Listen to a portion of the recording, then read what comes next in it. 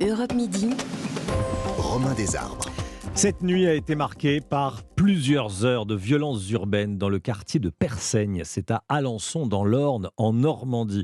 En tout, 24 voitures, 24 véhicules et des poubelles ont été incendiés. On est avec Stéphane Tristan, délégué Alliance Police Nationale, le syndicat Alliance Police Nationale pour le département de l'Orne. Vous êtes policier. Bonjour Stéphane Tristan. Bonjour et bonjour à tous vos auditeurs. Merci beaucoup d'être avec nous. Racontez-nous, qu'est-ce qui s'est passé hier soir dans ce quartier de Persaigne ? Donc, comme vous l'avez dit en préambule, Mmh. cette nuit sur Alençon, on a eu des violences urbaines. 24 véhicules ont été brûlés. 60 tirs de mortier ont été tirés en direction des forces de l'ordre. Heureusement, sans faire de blessés parmi nos collègues. Oui.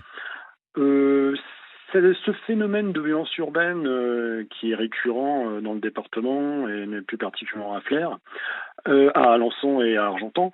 Il a son origine en fait apparemment sur une interpellation qui est eue hier après-midi par les effectifs de police d'Alençon pour un refus d'obtempérer.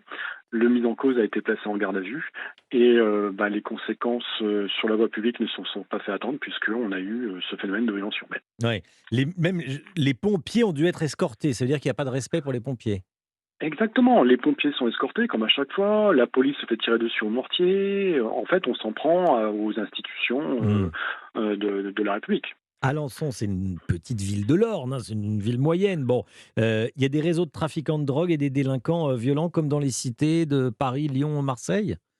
Alors on a des phénomènes de violence, de trafic de stupéfiants effectivement, puisque Ouais. en octobre 2021, on a eu des violences urbaines liées à des interpellations pour trafic de stupéfiants.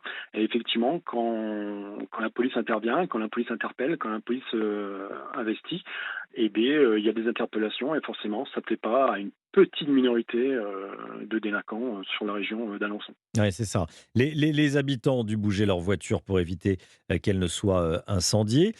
Combien d'interpellations ? Alors pour l'instant, malheureusement, aucune interpellation. La brigade de sûreté urbaine d'Alençon est bien sûr sur l'enquête. Des investigations en police technique et scientifique ont été effectuées. Je pense que des scellés et des éléments matériels qui sont liés à l'enquête ont été prélevés. Et puis il y a aussi une enquête de voisinage qui va être réalisée et puis une enquête en fond, quoi. Oui, c'est ça.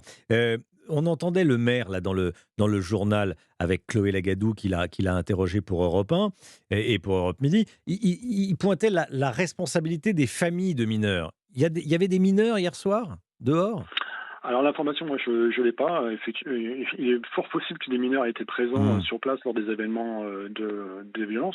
Maintenant, je peux pas vous confirmer si oui ou non il y avait des mineurs, puisque de toute façon, il y a personne interpellé. Donc, vous savez, ces individus, comme ils sont francs du collier, ils sont cagoulés, ils sont vêtus de noir. Alors après, voilà. Mais effectivement, il y a forte raison que le maire n'ait pas tort et qu'il y ait effectivement des mineurs dans le groupe d'individus. Oui, parce qu'il y a souvent cette question de la responsabilité des familles aussi, parce que les familles savent ce que font leurs enfants.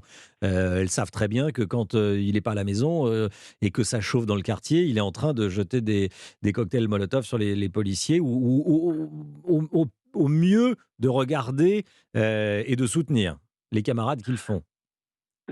C'est certainement le cas. Maintenant, après, ce travail d'enquête dans le voisinage, effectivement, on peut peut-être recouper par rapport à des auditions ou des déclarations, voire pour identifier ces jeunes-là. Si. Maintenant, effectivement, mais est-ce qu'il n'y a pas aussi la loi du silence dans ce genre de quartier ?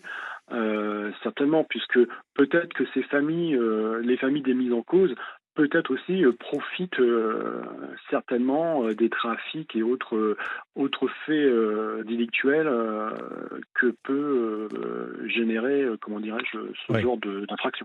Ça rapporte de l'argent et quand un gamin de 16 ans Exactement. vous rapporte plusieurs billets À la dans maison. la famille, ça tombe pas du ciel. Merci Voilà. beaucoup, merci beaucoup d'avoir été avec nous, Stéphane Tristan, délégué Alliance Police Nationale pour le département de l'Orne. C'était important qu'on en parle.